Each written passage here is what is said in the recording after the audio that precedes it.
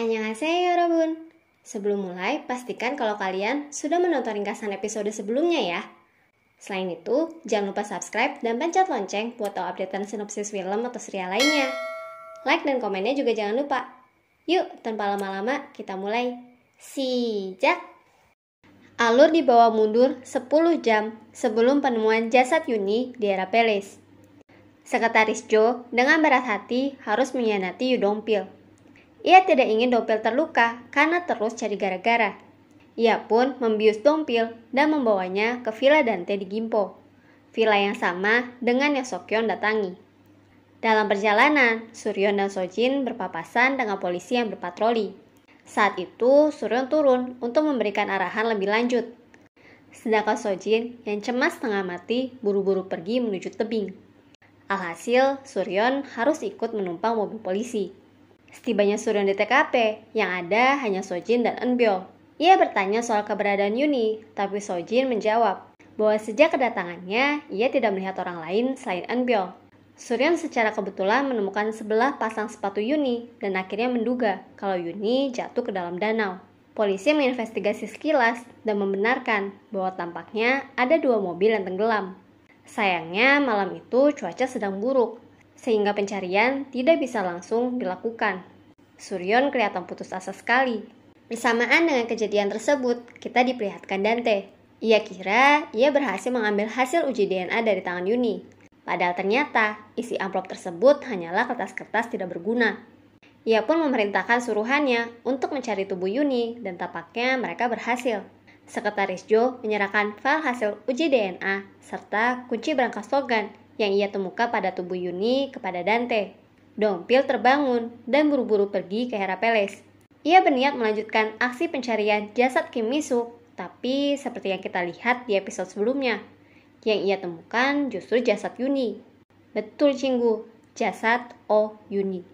Saat itulah Dante muncul. Ia sudah tahu kalau Dongpil berencana mengkhianatinya.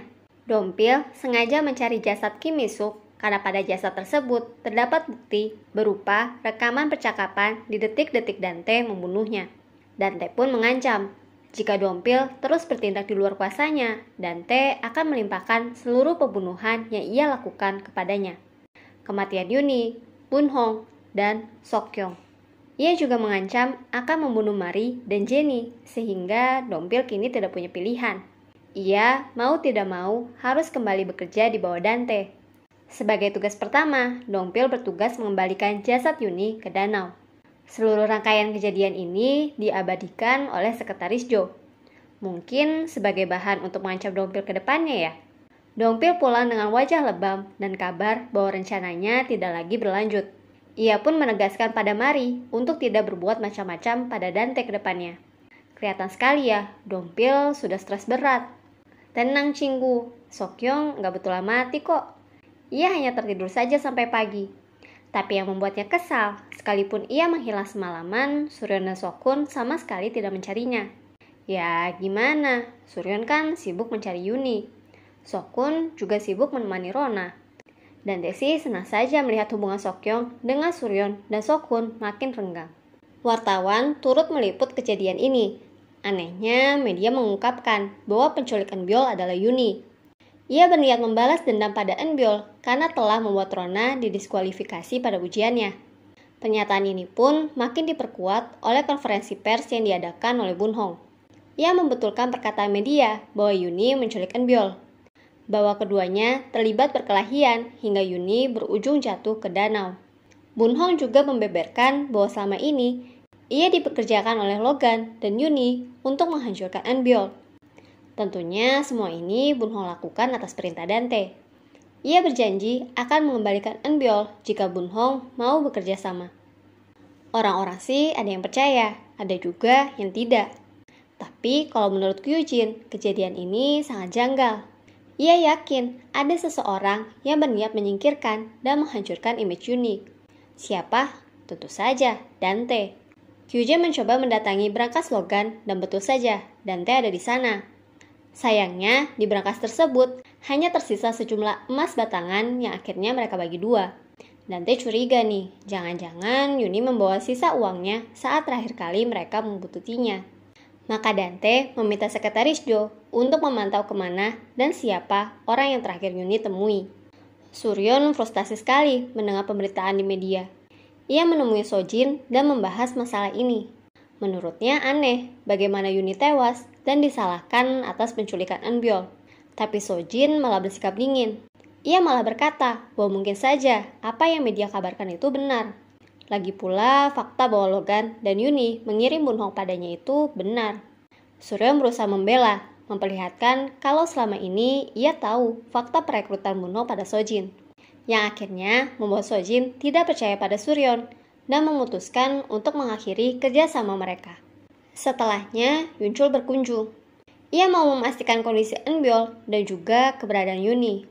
Tapi anehnya, Sojin malah berkata bahwa Yunchul tidak akan pernah melihat Yuni lagi. Betul saja, saat pulang, kabar meninggalnya Yuni diberitakan. Yunchul kelihatan terpukul sekali.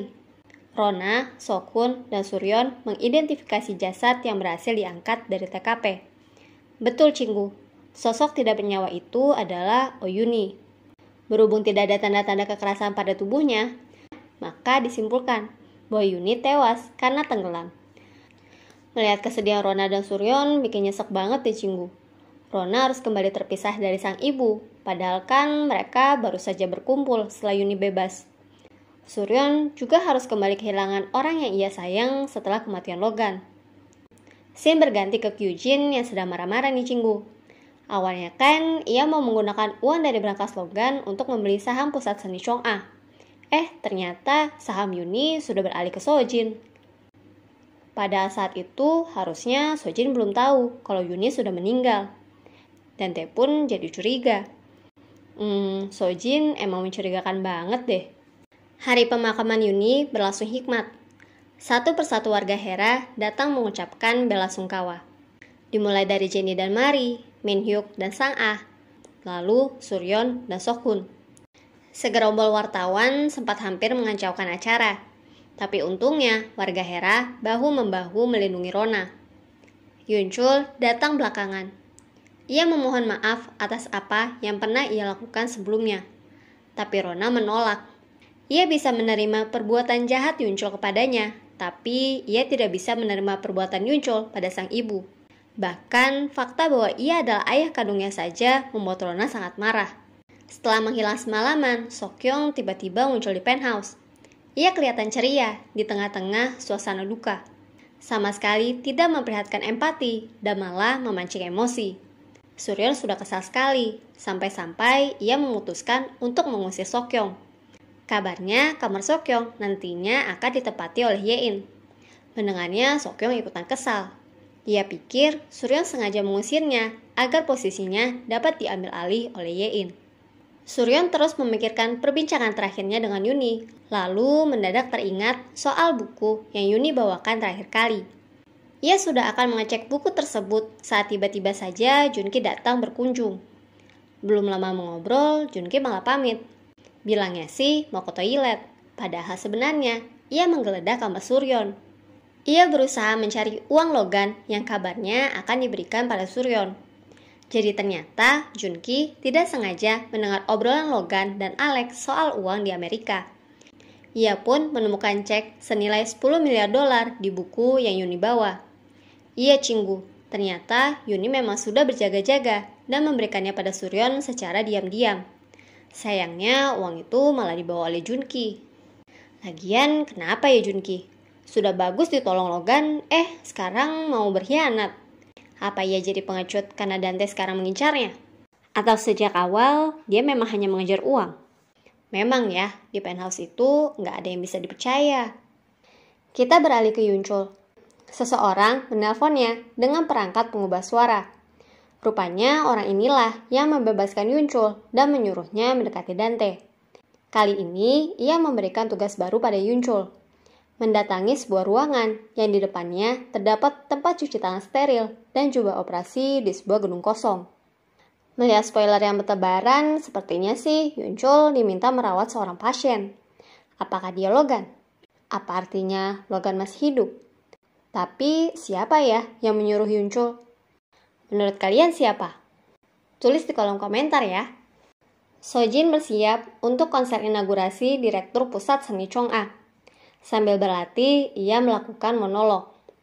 Kita pun diperlihatkan apa yang sebenarnya terjadi di malam kejadian. Sojin rupanya berhasil datang sebelum mobil Yuni terjatuh. Ia menyelamatkan Eunbyul terlebih dulu, lalu setelahnya ia malah sengaja memundurkan mobil Yuni sampai akhirnya Yuni terjatuh. Sepertinya ia berlaku demikian karena masih menyimpan dendam atas perbuatan Yuni di season kemarin. Yuni juga sayangnya tidak bisa lari karena kakinya saat itu tersangkut di batu dan patah. Sojin tersenyum puas. Sekarang ia sudah kembali ke tempat semestinya, menjadi direktur di Pusat Seni dan Grup Chong'a. Mendapatkan kembali panggung dan suaranya, memiliki kuasa atas Dante, serta memasukkan putri sematawayangnya ke Universitas Seoul. Wah, emang dasar gak tahu diri ya. Padahal Yuni tetap berusaha menolong Eunbyul, sekalipun selama ini Sojin menyakitinya. Balasan Sojin malah begini. Tapi kalau dipikir-pikir aneh juga ya. Menurut media kan tidak ada bekas luka yang ditemukan di tubuh Yuni. Padahal kaki Yuni patah dan terluka cukup berat. Bakal ada plot twist apa lagi ya? Saksikan ringkasan episode selanjutnya. Annyeong!